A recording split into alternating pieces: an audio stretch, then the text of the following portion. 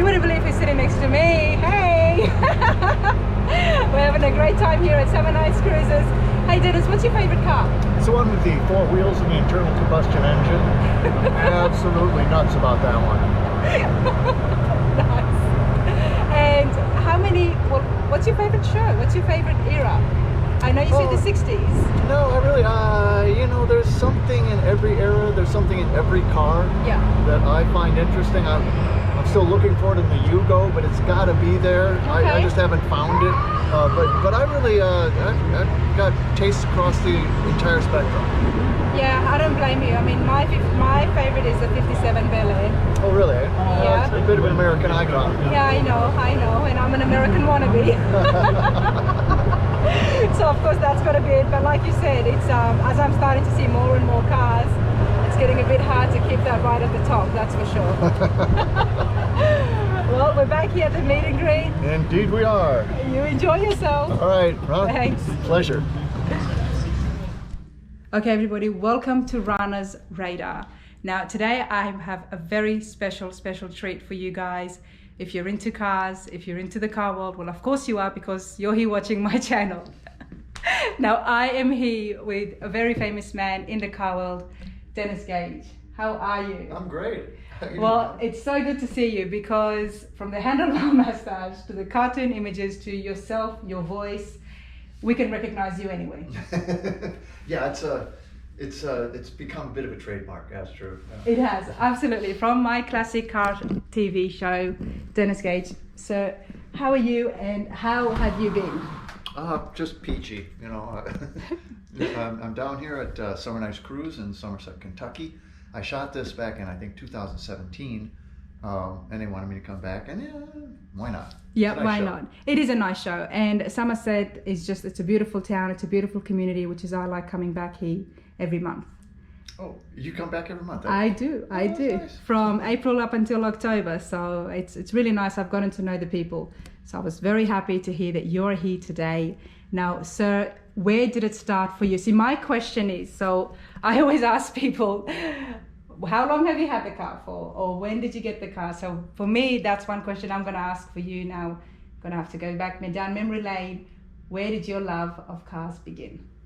Well, I think actually, I don't think I had a choice. I grew up in the 60s, and and in the 60s, it was the creation of the muscle car. Yes. And it's a creation of Madison Avenue. It's marketing. The big 3 automakers were looking for an untapped market segment, and that turned out to be the youth market. Yeah. And if you're into marketing and stuff, you always have to find an unmet consumer need, and that unmet consumer need for youth was the need for speed. Need for speed. Yeah.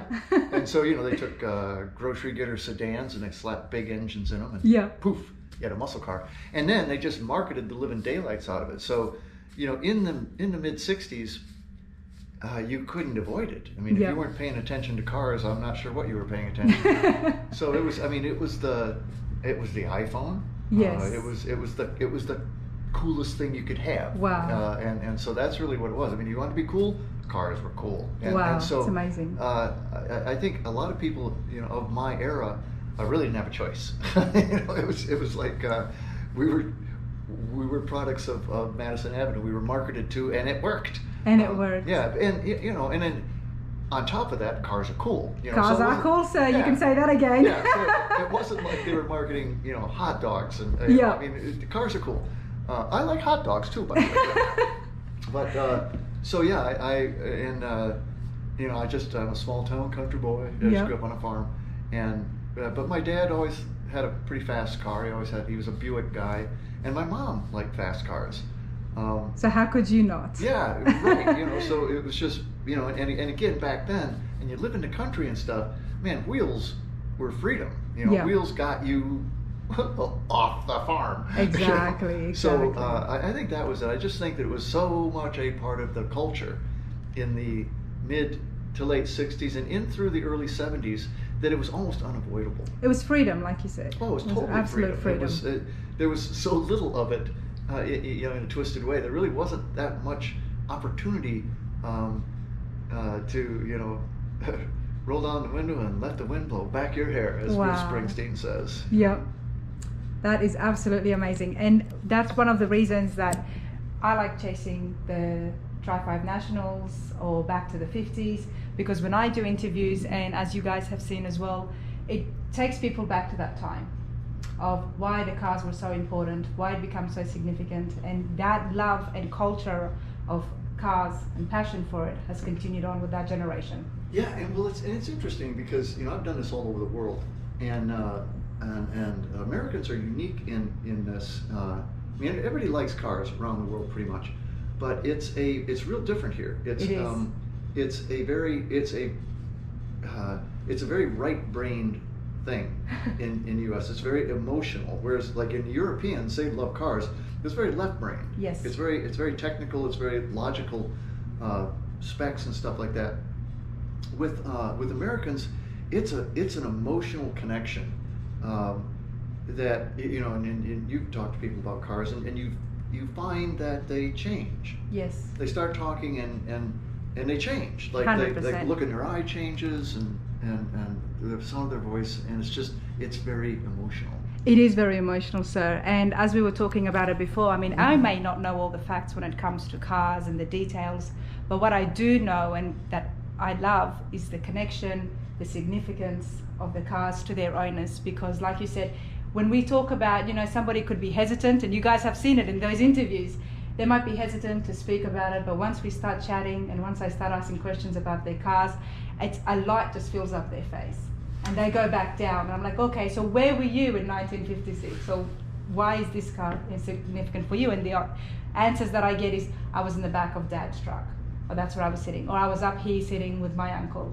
And that for me is so special because, I mean, I'm an old soul. I live in the past. So when I hear stories, it's beautiful. And I think that's what a lot of people love, and especially in the car media world today, online and in channels like yours as well, is they like to see that. They like to see how the passion was there from the beginning and how it's continuing on and how to keep it alive. And my question to you, sir, is how do we involve the younger generation, and how do we keep this going for the next 27 years? I actually think it's fairly easy, although everybody's hand-wringing about that. But the easiest, you make it look like fun. Mm-hmm. I mean, everybody that's worried about this, like, oh, we need to get these programs, we're gonna have to, get kids in this way, but it's like, you don't educate somebody into this. You don't educate passion, You make it look like fun. There's Mark Twain, famous author from back in the day, and they had, Huck Finn and Tom Sawyer and stuff like that. And then the great one is the story about, Tom Sawyer's like stuck with painting this fence, and Huck Finn comes by and Tom convinces him that painting the fence is so much fun that he gets Huck to trade him a dead mouse to let him paint the fence. And that's the thing. You've just got to make it look like fun. 100%. And suddenly, they're in it. 100%. Well, that's what I hope to do. And I am right here in the beginning, as you all know. So it was such an honor for me to come and see Dennis today. And the other thing that I want to know from you is advice to me as somebody who's just started. It's been 6 months or so, and I've been chasing every car event that I could get my hands on, especially the classic ones, for the past 6 months. Now, so you've been doing this for nearly 3 decades. I would like to continue for the next 3 decades alongside you. Now, what is it, that's the one thing that you could tell me as someone who's new into this world and someone who's trying to connect people who are online and offline to the car community here in America? I think just be yourself. I mean, I treat people the way I'd like to be treated. I'm a genuinely curious person. I'm an inquisitive person. I like asking questions. And people love talking about, people are like, oh, I couldn't do an interview. Oh no, yes. Well, we've been talking for 10 minutes and you did fine, so there's really no difference. Exactly. And I think that's the only skill I've got, is I'm easy to talk to. Yeah. And just let people be yourself. Well, I appreciate that, because I've had a bit of feedback as well, and it's very similar, all those answers that you said, and that's why I said I have to come and see Dennis, because I feel very similar to yourself as well. I'm easy to talk to, and I'm very curious. I ask a lot of questions. That's what it's all about. But the people like it, the viewers are enjoying it, and I tell them, I say, guys, I'm sorry, I'm going to be the one who's going to be asking the dumb questions because I don't know, and this is how I'm going to know. Well, and I think that people like about my show is I ask questions that they would have liked to ask. Yes. You know, and again, I'm just a curious person. Yes. Well, I appreciate that, and it's been such a pleasure, and I know your timing is Back to the salt mines, right? That's it. Well, Dennis is here doing a meet and greet here at Somernites Cruises for the 150th show, so there'll be more footage of that on the channel. But everybody is so excited. You know, there's lines is just there. Every time I walk past, there's another 20 people lined up. So I know you're very busy. Your hand would be sore, but every single time that I have seen this man interact with somebody, he's joking, he's laughing, you're smiling.